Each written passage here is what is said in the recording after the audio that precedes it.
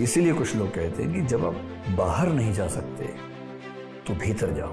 और यदि मैं एक और एग्जांपल आपके सामने रखूं तो उसी कैम्ब्रिज विश्वविद्यालय में एक दूसरा कॉलेज है, किंग्स कॉलेज, जिससे 20वीं सदी की शुरुआत में एक व्यक्ति लौटा पढ़कर। उस व्यक्ति का नाम था अरविंद। अरविंदो घोष थे, बंगाल के रहने वाले थे, इंग्लैंड में पढ़ के आए थे। और जब बंगाल विभाजन के बाद आंदोलन हुआ, उसमें उन्होंने पार्टिसिपेट किया। 1908 में उनकी गिरफ्तारी हुई। तो गिरफ्तारी के समय तक वो बहुत उग्र स्वभाव के नेता हुआ करते थे और चाहते थे कि देश की आज़ादी में बढ़ चढ़ के भाग लें। देश की आज़ादी का उस समय तक जो भी मतलब था, उसी सेंस में उनकी इच्छा थी कि वो उसमें पार्टिसिपेट करें। 1 साल जेल में रहे। और जेल भी कौन सी? एक कारावास होता है जिसमें कई लोग साथ में रहते हैं, एक होता है एकांत कारावास, सॉलिटरी कन्फाइनमेंट। एकांत कारावास का मतलब है एक कोठरी है, उस कोठरी में एक व्यक्ति रहेगा। आमतौर पर ऐसी कोठरियों में ना खिड़की होती है, मतलब खिड़की होती है तो ऐसी जहां से कोई दिखता ना हो।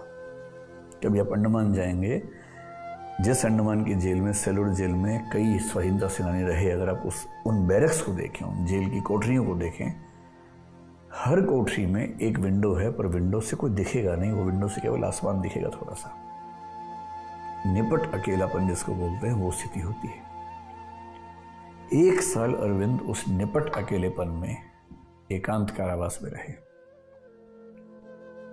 उस 1 साल में उनको वैसे रियलाइजेशन हुए अंदर से, वो चीजें समझ में आई जो सामान्य जीवन में समझ में नहीं आती हैं।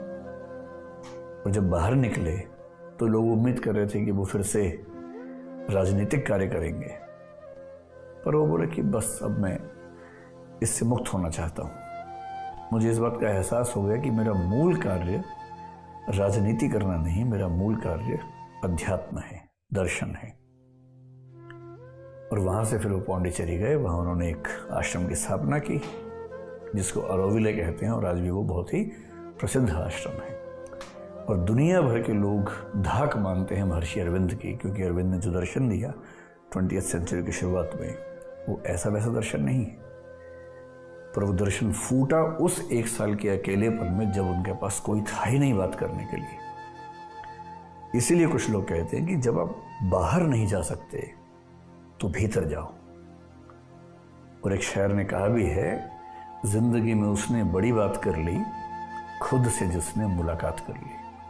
ये तो खुद से मुलाकात करने का समय है।